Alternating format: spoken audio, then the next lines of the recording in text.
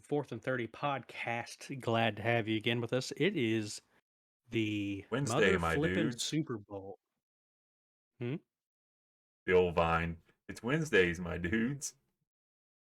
Oh, okay. Hump day. It's Thursday, though. I know. But it is finally the Super Bowl. We get to go without football after Sunday for another long time 6 months, 7 months, whatever it is. So enjoy it while you can. This one is going to have a great halftime show, so get your wives involved. But the most important part is the game. So Rams are minus 3.5. Over under is 48.5. So just right off the gun, who do you got? I'm taking the Rams plus 3.5 or minus 3.5. I've been consistently wrong in these playoffs, but I feel like the easy bet is the Rams minus 3.5. But I've been wrong almost every week. So actually, my bets have been pretty good. Just my picks for winning games have been bad. Yeah, I'm kind of the same way. Betting man, if I had to, I'd bet the Rams minus 3.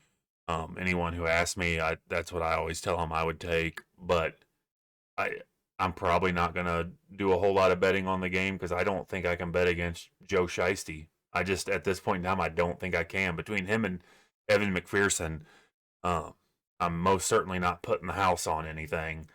But the Rams are the more talented team, so it should be a good game.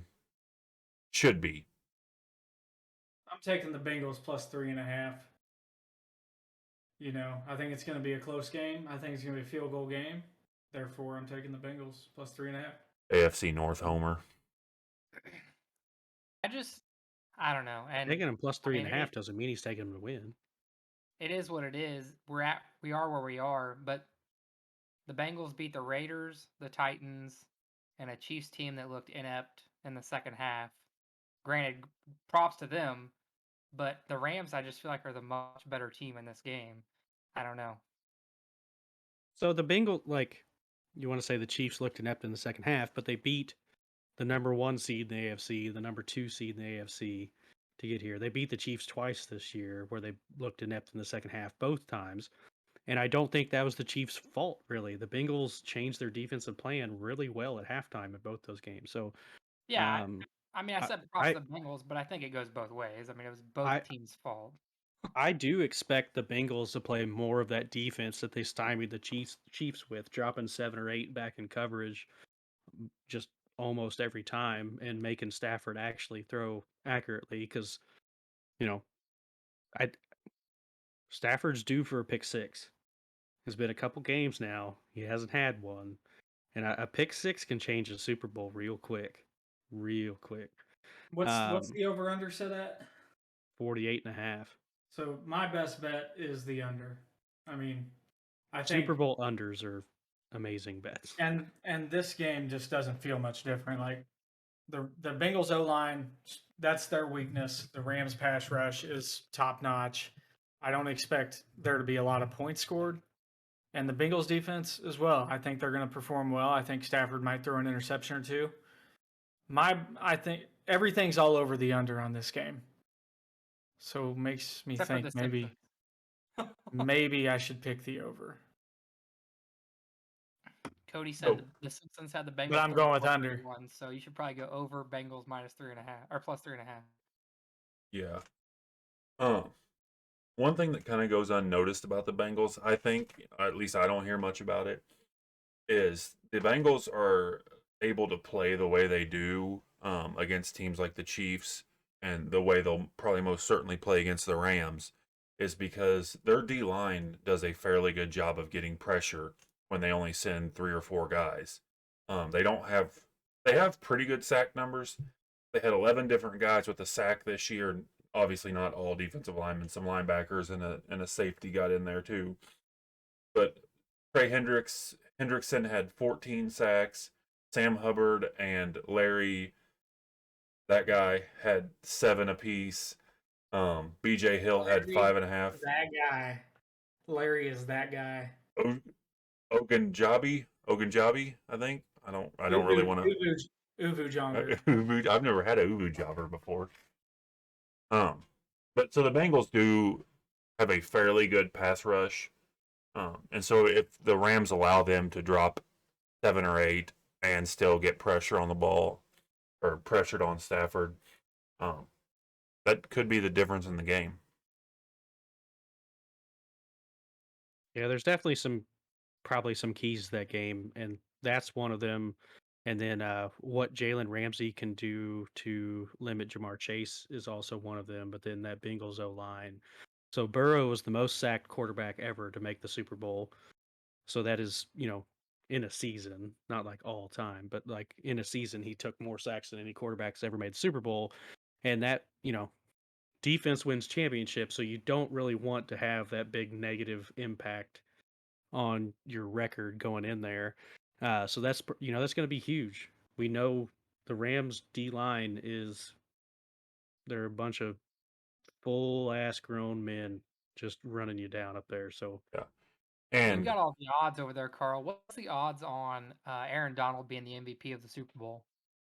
Because I might go put money on that right now. yeah, go ahead. while Carl's looking that up, Plus 1100. pretty good bet. Pretty good bet. Um, the having Jalen Ramsey will make the defensive line that much better this game because Jamar Chase is kind of Joe Burrow's oh shit guy, kind of like Tyreek and Travis both are for Patrick Mahomes. And every quarterback on any good team has one of those guys that you just trust to go make a play when you're in trouble. And Jalen Ramsey is the best in the league at his position. And if he can kind of keep Jamar covered up to where Burrow doesn't have that option, it could, delay Burrow getting any quick throws off and really let Aaron Donald, Von Miller, all those guys have a heyday. And one other thing that we've got to note in this game, Uzoma went down, their tight end, went down against the Chiefs, and he swears he's going to play this game. He swears he's not going to hold him out. But with a knee injury like that, I don't know he'll be very effective. And that's another one of Burrow's safety nets that he uses quite often when he's in trouble. Burrow did a pretty good job of getting the ball to Higgins in the Chiefs game, though. Higgins had a pretty good. And Higgins and Boyd are both very, very good receivers. Yeah, Bengals have weapons all over the field. And they're both big targets that can come in and replace a tight end in the middle. Boyd and Higgins both. But, go ahead, Kelsey. I was just going to say, one thing I will say is the Chiefs had 0 sacks in that game against the Bengals last week. That won't happen this week. But I will say Burrow, a guy who's been sacked more than anyone this year, did a good job of getting the ball out before the Chiefs had a chance to get to him. I mean, the whole second half, he was getting the ball out pretty quick. And he holds onto the ball longer than like anyone in the NFL, I think, statistically. But the second half of that game, he's getting the ball out fast and didn't let the Chiefs get to him. Not that the Chiefs were putting pressure on him anyway, but didn't let the Chiefs get to him at all.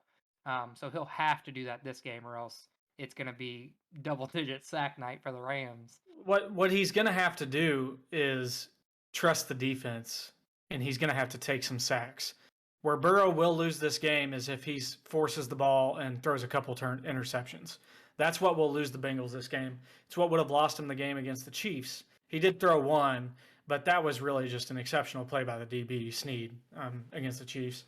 What Burrow needs to do is the defense is going to have to play great, and the offense is going to have to be patient because Burrow is going to be under pressure. A sack is not a turnover. A punt is better than a turnover. The Rams, when they get on you on defense, they can have some game-changing turnover-worthy plays on defense. You saw it against the 49ers. So the key to winning this game for Burrow is being patient, take a couple sacks, just, protect yourself, but don't force the ball. Because Matt Stafford on the other side, he's going to force the ball at some point, and your defense could come up with a big turnover. Just keep the game close, be patient. But the biggest mismatch in this game is the Rams' pressure versus the Bengals' offensive line, and we'll see how they handle it. That is the biggest mismatch in the game, and we'll see if the Rams can exploit it. Another big mismatch that nobody's brought up yet is Joe Mixon. That's what I was just gonna say. If Cincinnati's able to get Joe Mixon rolling, that goes a long, long way for Burrow being able to make the right decisions down the road. Yeah, it protects them if they have a lead. They're more likely to run the ball. Joe Mixon is a a good to elite running back, so he's more than capable of grinding it out, putting the ball on the ground. Um, and then if he's rolling, you can't just commit to rushing the hell out of Burrow Yeah. every possession. So they're gonna have to get the ground game working.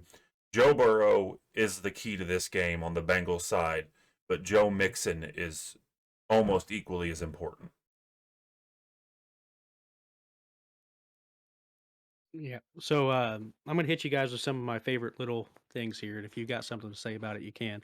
The one that irks me the most is that the Rams are the away team, but they still get their own practice facility and their own locker room. And I know SoFi Stadium has 3 locker rooms, so it's not like the Bengals are getting screwed with that crappy visitors locker room they have. They'll probably be in the Chargers locker room. But that's still BS. The Rams should have had, to at least go to the Chargers locker room. And I know it happened last year, but like I I just don't agree with that. And so if you're only going to put the Super Bowl in 5 or 6 cities, if that team makes the Super Bowl, you still can't just cater to them. I think that's pretty big BS on the I'm NFL's gonna part. I'm gonna disagree. I like it because all that does to the Bengals is it's bulletin board material, baby. They're using that as motivation. They want to go in there and beat them on their home turf. I like it. I'm pretty indifferent. I get why you're upset about it. It just doesn't irk me as much. I understand it, but I just am not. I don't think it Yeah. really is going to make that much of a difference. I'm kind of with Kels. It doesn't necessarily irk me, but I'm with Carl in that the Bengals are the home team. They should get the home locker room. But I guess then how you could say it is, In that stadium, you there know, are 2 home locker yeah, rooms. that's what I was getting ready to say is, technically the Chargers could be a home team as well. So But do you think the Uh, Rams have to be in the visitors locker room then? The bad locker room? put them in the or at least the crappy locker Chargers room. locker room. Just so there's not Rams all over the wall. Like there shouldn't be Rams all over the wall. Yeah. And then no QB has ever won the Heisman, a Natty, and a Super Bowl. Joe Burrow could be the first to do that, and Joe Burrow could go into the Hall of Joes, so to speak. The only quarterbacks to ever win a Super Bowl and a national championship are Joe Montana and Joe Namath. So that would be kind of cool. This is the first time both coaches have been under 40 in the Super Bowl. So that bodes well for the future of the NFL that coaches are doing this well at a young age. Um, And it's Sean McVay's second Super Bowl before the age of 40, which is Yeah. and he could still become the youngest coach to win one. He could have 4 how years old ago, was and how old was Tomlin when he won his? I Is he I the don't youngest right remember. now? Yeah, but Still? I just read that McVay would become the youngest if he wins it. I already brought up that Burrow is the most sacked. The Bengals were plus 12,000 to win the Super Bowl preseason. Mike Tomlin That is the was Mike Tomlin was 36 years old when they won. McVay is also 36, so it must come down to days. Yeah, days. It's But coming plus down to 12, Yeah, go ahead. Never mind. plus 12,000 to win the Super Bowl is absolutely stupid.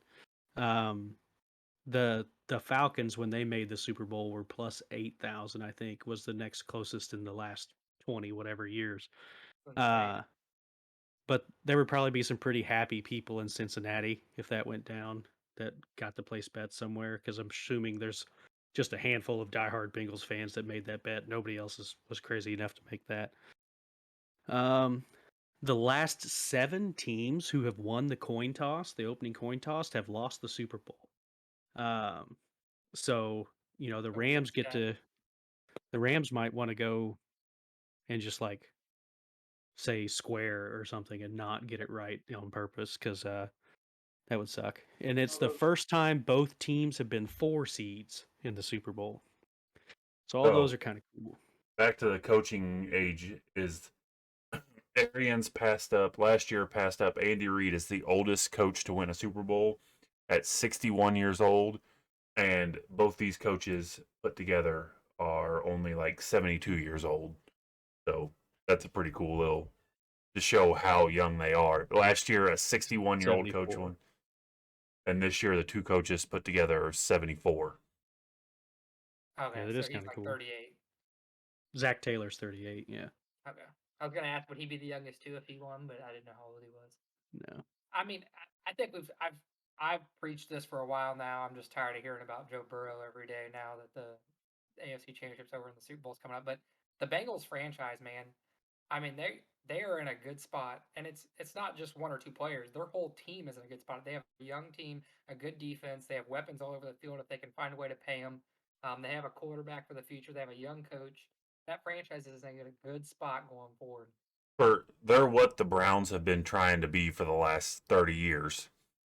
You know, they've really been in the pits other than the couple years with Dalton and AJ Green, where they at least found the playoffs. They didn't find any success in the playoffs, but now they're in the Super Bowl. They've got arguably maybe the most franchise quarterback in the league. Young coach, like Kelsey said, a fairly young running back. I think he was drafted in 17, right? And wide receivers all around them. So they are in good shape. You know, from here, they just shore up their offensive line a little bit, whether it be through free agency or the draft, and they're going to be a powerhouse for the next couple years. You said the Browns. Speaking of the Browns, that stat I looked up the other day, I just want to share it. Ben Roethlisberger retires as the second winningest quarterback at the Brown Stadium. That's insane. That is He was insane. the winningest. Baker passed him in 2020. I mean, that's They've had just such goes a to show how bad Cleveland was for so long. And when did the stadium open? It was. I don't think it would matter 98 who the or so? Steelers quarterback was during that time frame. They switched quarterbacks every 3 games. It was like Yeah, 98. That's Cordell- each Cordell's- quarterback only got 2 home games to win. That's crazy. Yeah, Mason Rudolph getting 1 win there might have registered him on the most wins. Shit. But he didn't get a win. He just got knocked upside the head by Myles Garrett. I mean, Joe Flacco's got to be up there on the list, doesn't he? Yeah, I Joel bet he is. Flacco. Andy Dalton would probably be up there. Yeah. Anybody who played in the AFC North for an extended period of time over the past 20 years is For on longer that than list like for sure. 4 years is going to be high up on that list. But then, somebody earlier hit on Evan McPherson. So he's went 4 for 4 in each playoff game. The dude has ice in his veins. And if it comes down to him a kick to win the Super Bowl, cash it. I have 100% confidence in that dude. He needs 2 field goals to break Vinatieri's all-time postseason record in one postseason. And I think he's just going to cruise by that. That dude, I don't know. Kickers are so up and down sometimes, but it seems like here lately, if you're a good kicker, you're a great kicker. Like there's no true in between. Like you have, why can't I think of his name? Ravens, drawing a blank. Tucker. Justin Tucker. Tucker, Gould, and McPherson are like, and Tucker especially, but they're on this level that nobody can touch. And then you've got this just handful of revolving doors at kicker. Like if you're really good, you're just automatically great. And those teams have had success that they've been on. So, it's that sneaky element of the game that special teams wins games. And by far and large, the Bengals have the better kicker in this game, and it's not close. Matt Gay is bad. And the Bengals need that. Like they're not a team. They're not a overly talented team that's going to run you over. Those 3 points are very valuable to a team like the Bengals. And in a game like this, if there's a bet that you can bet McPherson however many field goals, I don't know what the over under is. It's probably pretty high because I see this being a field goal kind of game. There's going to be some field goals kicked. There's going to be teams move the ball into other teams' territory and drives are going to stall. Yeah, I mean, it's going to depend where the Bengals can get the ball, how well they can hold the Rams defensively, to where if they get the ball in LA territory, they're going to have to take 3 points at times because they're not going to be able to move the ball every possession. They'll get a touchdown at some point in time, but they're going to have to take their 3 points when they get a chance. 1.5? The over/under on Mcpherson's points is 7.5. So that's extra points and field goals. Does that seem very light? Do you hammer that over? Well, that's probably saying he's going to kick one field goal and the rest extra points. I mean, that's 4 touchdowns. That's 5 touchdowns and 1 field goal. I would say his over under would be set at 1.5, which that would be about It's right. 2 If field you, goals and 2 touchdowns. well, yeah, you're Or, betting that he's going to get at least 2 field goals is what you're betting. but he's got 4 in the previous 3 games each. So like But that, I'm going to bet that he's going to have more than 2 field goals. I mean, that's a lot though. That's But going it to come doesn't to have an a end at number. some point. It doesn't have a number on how many field goals he'll kick on this You one. can infer that means you're betting on him getting 2 field goals because the Bengals are not going to score 5 touchdowns. No. Yeah, I looked it up. I can't find a complete list, but First Energy Stadium did open in '99. So since 1999, Ben Roethlisberger was the winningest quarterback in that stadium until 2020 when Baker Mayfield passed him. I wonder who's third on the list. I'm betting Like Joe who's the top Flacco. 5? I couldn't find it. It might be Flacco, honestly. All right. Does anybody else have any Super Bowl pick? Any Super Bowl? Let's hear some of these prop bets we were going to talk about. Discuss them. Under on Evan McPherson, 7.5 points. That's just so bad, dude. 2 field goals and 1 touchdown. Or no, 1 field goal and 2 touchdowns. 17 points. That's all the Bengals are going to score. Not according to The Simpsons. The match to end with a scoregami is plus 1,400, and I just think that's funny. Who's going to put money on that? Somebody will. There aren't very many scoregamis left. Yeah, we had a couple this year. Super Bowl's had some weird scores, though. You're right. And they've started out with safeties on the first play. Final play of the game to be a quarterback kneel is minus 190 and no plus 150.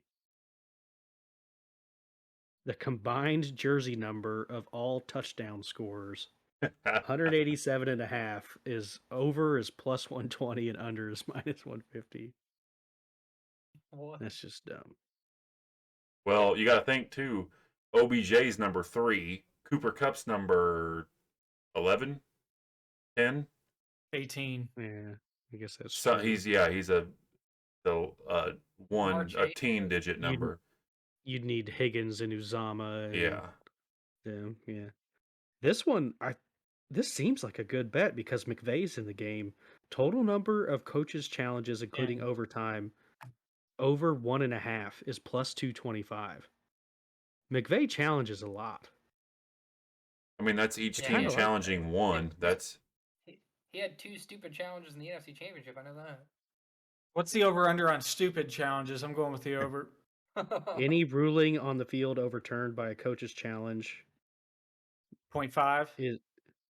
It doesn't have a number. It's either yes or no. Yeah, 0.5. Mm. Yes or no. 1 or 0.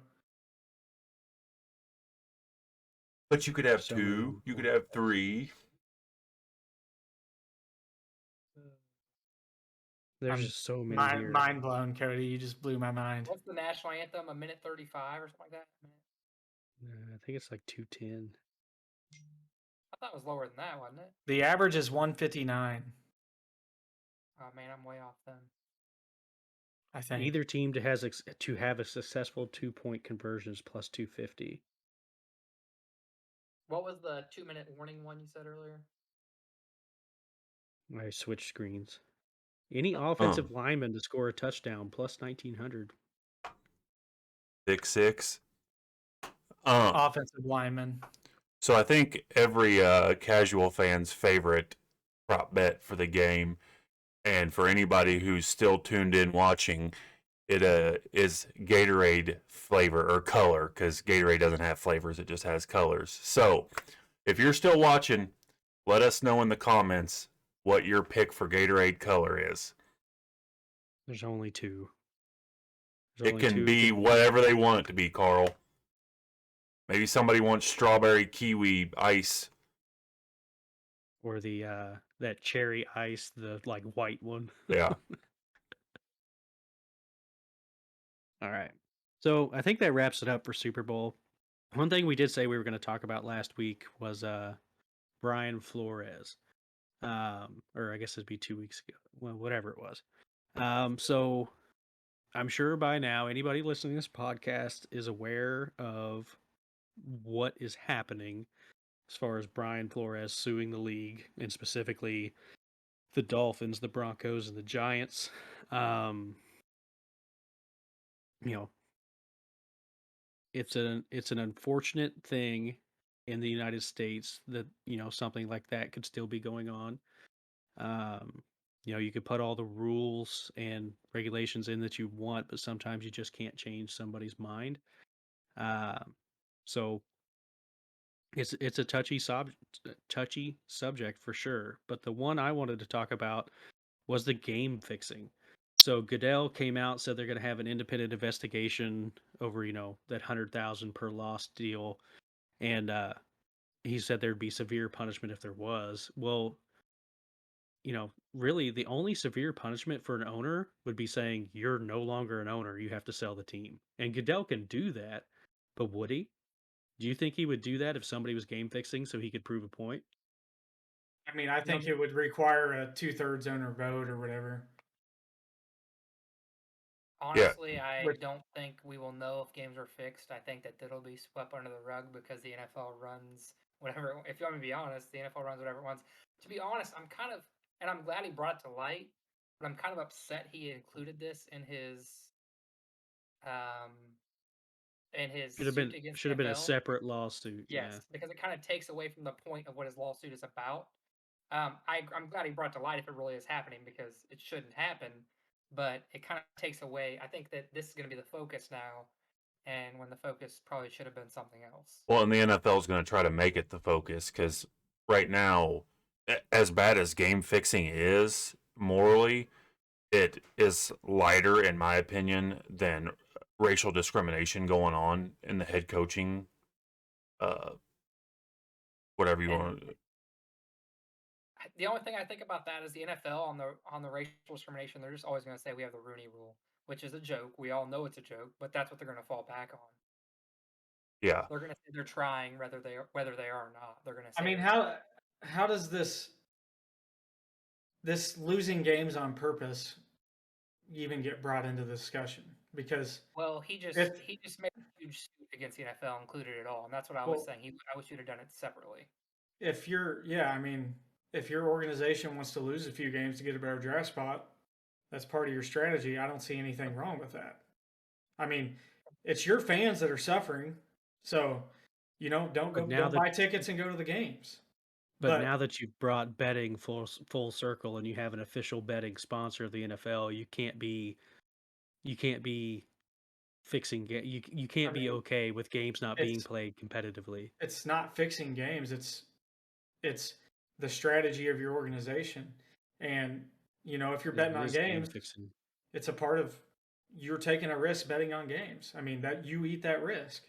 But you don't bet on a game with the team like playing to lose. I'm not naive enough to think that the Sixers didn't try and lose games, but the problem is, I'm not stupid. Like an owner can tell a GM, "Hey, we don't." Hold on. I'm not stupid. An owner can tell a GM, "Hey, we don't want to acquire better players to make our team better." But it's got to stop there. You can't say, "Hey, coach, go lose a game," and like try and put the worst players out there to try and lose games. Like, And it's I'll one give thing you to tell your GM not to acquire $100,000 a players, game for it. but to actively try and lose games on the field is a different thing. The organization doesn't care if Carl Bafowski bet on that game. I'm sorry, they never will. So if you're a betting man, that's a risk you're willing to take. Accept it. It's never going to change. As for the real problem, the NFL has to care though, but dude, it's too much money. The NFL if they have 100,000 people that bet on the game nationwide, those guys betting on the game are going to boycott the NFL. The NFL is going to lose tons of money. Never going to happen. But they can file a class action lawsuit. How are they going to prove it? If it gets proved that game fixing is happening, it's already proven then. The real problem has nothing to do with losing games. The real problem is hiring minority coaches. I That's agree. the problem. That I don't think the firing of minority coaches is a problem because whether that guy's black, white, or whatever, people get fired all the time. 1 year, whatever, it doesn't matter. The problem is not enough minority coaches are getting hired in the hiring process. We Yeah. talked about this Yeah. already. Firing of That's coaches in for sure. general is ridiculous. At the rate that people get fired is insane as head coaches in the NFL. Yeah, Just like Pete Rose should be able to bet on his team to win. All right, I'm done. Go ahead, Cody. Pete Rose bet on his team to lose, though. That's what screwed him. and I don't want to make this negative in any way, but now the Lovie Smith hiring in Houston doesn't look as good because it almost looks like a publicity stunt because Lovie Smith is bad. He's a bad coach. He's never won at any level. He's got a losing record at every level he's coached at. He took a team to the Super Bowl and won Coach of the Year once, and he's been bad every other year. But regardless, the fact that Brian Flores didn't get a job after all this, which I understand now with everything going on, teams might have been a little bit concerned that with the lawsuit going on and yada yada yada. But Bieniemy not getting a job now, and it just seems like these random ass white guys are getting hired out of nowhere. When you got guys like Bieniemy who don't have a job, Brian Flores now doesn't have a job. It just something's got to change. You can't tell me there's better candidates out there than Brian Flores, who won in Miami, who is not a traditional winning franchise, and Eric Bieniemy, who's been in charge of the number one offense in the NFL for the last however many years. Yeah, Bieniemy's interviewed for 22 head coaching jobs and never received a sniff at one of them. That one seems suspect a little bit. Like, how are you a candidate that they're willing to interview 22 times at different teams and you don't get any of those jobs? And people are like, oh, maybe he doesn't interview well. Have you ever seen the dude do a press conference? He's so well spoken. He's got confidence in himself. Like, I don't think that's the issue. Like, and it could be that, Bieniemy's like, I'm not really into this. I'm waiting for Andy Reid to be done. I'm just going to take over the Chiefs. Like, maybe that's his long-term goal. I don't know what's going on there, but it would be impossible for anybody to interview for the same job 22 times and not get it. You get called into that room 22 times, you don't get it one time. Something's going on. And I said this in our group chat that if say Bieniemy is for some reason a horrible in interviews, which I think we all agree is probably not the case, but just say that he is. Say that he gets flustered, isn't very well spoken in a pressure situation. In the NFL, everything you do is televised. His body of work speaks for itself. That's just an excuse, the not interviewing well, if that is the case. Because he has proven year after year after year that he is more than capable of doing the job. It's hard to speculate on an individual basis, not and taking anything away from Bieniemy. We don't know anything about any of that. The problem comes in is just the overall hiring. The overall hiring as a big picture is a problem. You're a fool if you don't think so. And maybe as years go on, these older, rich, older generation owners where the problem probably lies, as they get pushed out the door, this problem will probably take care of itself because I am a true believer in that, the next generation, like if I'm interviewing somebody, black, white, that never even pops into my head on a factor of, but I can guarantee you, and again, if you don't agree, you're a fool. There's owners out there that is an immediate red flag. It's clear. Big picture, you look at it, you can't argue with it. And, we want to see some change sooner. And I'm just saying it's probably going to be an issue until we have the next wave of owners in there. And I hope not. Hopefully it changes. And look, I know this is NBA, but look at Donald Sterling. He was an owner, an old rich white guy. Some of the things he said that he thought was in private is those type of people have no business owning a professional sports franchise when you deal with races of when you deal with every single race, pretty much. There's people of every race scattered through every single professional sports franchise and gender and everything else. It's a melting pot of American entertainment. So there's just no place for it. There's no other way around it. There's no place for old racist white dudes, rich white guys. They're all rich too. So let's just group them in that group too. But old rich white guys. Not all of them are racist. I mean, clearly, no, for sure, not all of them. This is a homer comment, but clearly Dan Rooney is the example to follow for the Steelers. Just, Clark Hunt, same thing, There's some good examples out there. The Raiders, Rich Bisaccia, they made a mistake not rehiring him. You hear those players talk about him. That's who you want leading that team. That's the coach you want for that team. What a horrible decision by the Raiders. Bisaccia led them to the playoffs through the year that they had. Unbelievable. And is gone. Just there are not many guys that could have led that team to the playoffs this year. Awful. I mean, and then you hear your players talk to him. That's the kind of guy you want leading the locker room. 100%. Great coach, Rich Bisaccia. He will get another chance somewhere. He's not black, but he's a minority all the same. So the Packers signed him for their special teams coach, which is a move. The Packers need to get better at special teams, trying to keep Aaron Rodgers. So you go and get the highest profile guy you can. Such a waste for Bisaccia to be a special teams coach somewhere. That dude is a head coach. The only thing about special teams coaches is they deal with the whole team. So a lot of people do like a second head coach. Yeah. Yeah, they come from special teams coach to be like a assistant coach or whatever. One thing, I don't know if you guys saw today. I know we're about to wrap up. Mike McDaniel. Did you see his press conference at all? The new coach of the Dolphins. I saw. Is he going to bust kneecaps too? Did anybody know that he has a black father and he's half white and half black?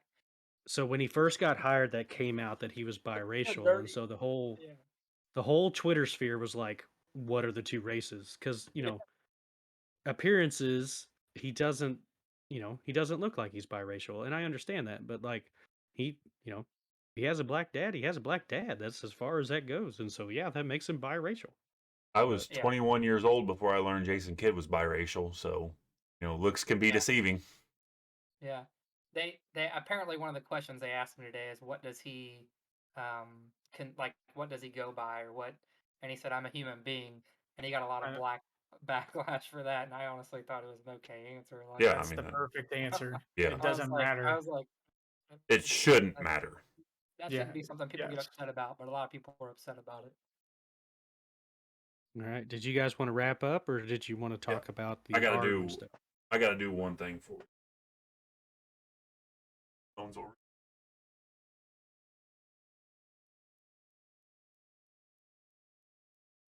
Well, it's been a great run for the most mediocre franchise in the NBA. They did beat the Lakers last night, though. Yay. Keep the frame. Big win. Keep the frame. CJ, I love you. Your jersey's in a box down here somewhere, not hanging up on the wall of greats. But as a Blazers fan, the most mediocre playoff team of all time, that run has finally come to an end. Now they're just going to be bad for a couple years. So, where does Lillard go? He's still a Blazer, so he still hangs up. Where's after the season? I don't think next year he's a Blazer. Yeah, it's hard telling. I mean, they're going to have to sign some guys to keep him. You guys really didn't answer me earlier. Am I on crazy pills? Brooklyn did not get better by trading Harden away. Right? Yeah, everyone thinks Brooklyn won that trade, and I don't. They both won that trade. They both traded away players that weren't even playing, so they got something in return for nothing. I think the Sixers are immediately championship contenders now, and everyone's hating on Harden, thinking that there's no way they can win now. I think the Sixers are championship contenders this year now. So if Harden, still James freaking Harden. If Harden comes back rejuvenated and plays to his potential, they are 100% a championship contender. Thing is, you can't count on James Harden. Lakers are still toast, though. I just had to throw that in there. Lakers are burnt toast. The Sixers have to win now, too, for that trade to be good for them. The Nets did get a lot for the future. Yeah, the trade honestly was good for both teams. the Sixers weren't getting anything out of Ben Simmons, so they're getting, potentially another scorer.